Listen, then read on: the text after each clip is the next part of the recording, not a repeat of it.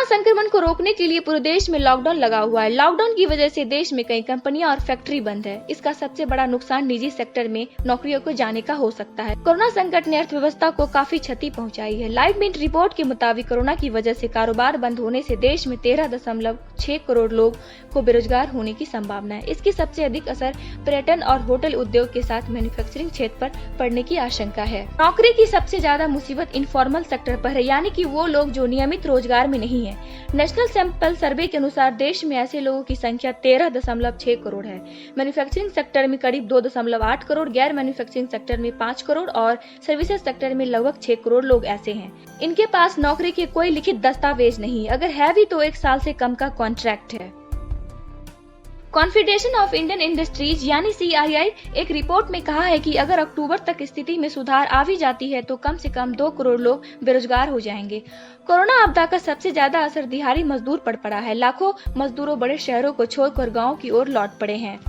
Reverse migration देश की GDP को एक बड़ा झटका देगा। अगर लॉकडाउन बढ़ा तो इसका असर और बढ़ सकता है। ऑटोमोबाइल सेक्टर में पिछले 1 साल से गिरावट जारी थी। लॉकडाउन की वजह से मैन्युफैक्चरिंग से लेकर बिक्री तक प्रोसेस को बिल्कुल स्लो डाउन कर दिया है। माना जा रहा है कि करीब 10 लाख नौकरियां इस सेक्टर में जाएगी। इसमें डीलर और सेमी स्किल्ड शामिल है।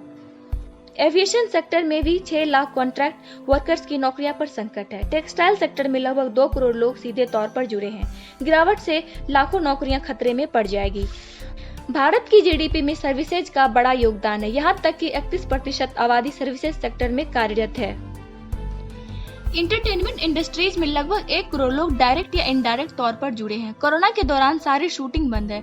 रिटेल सेक्टर में लगभग 3 करोड़ 7 लाख लोग काम करते हैं। अगर लॉकडाउन बढ़ता है तो फ्रंट एंड स्टाफ को सस्टेन करना मुश्किल होगा। कोरोना संकट के बाद जो खामियाजा भुगतना होगा वो होगा विकास के रफ्तार का। सरकार के पास आय के सीमित साधन है। इकोनॉमी को रिकवर करने के लिए सरकार को पैसे देने पड़ेंगे। ऐसे में शिक्षा, स्किल, प्रिवेंटिव हेल्थ केयर और इंफ्रास्ट्रक्चर के बजट में कमी देखने को मिल सकती है। फिलहाल वित्त मंत्री निर्मला सीतारमण ने अलग अलग सेक्टरों के लिए कुल 20 लाख करोड़ रुपए की घोषणा की है। आगे क्या होता है ये तो आने वाला वक्त ही बताएगा।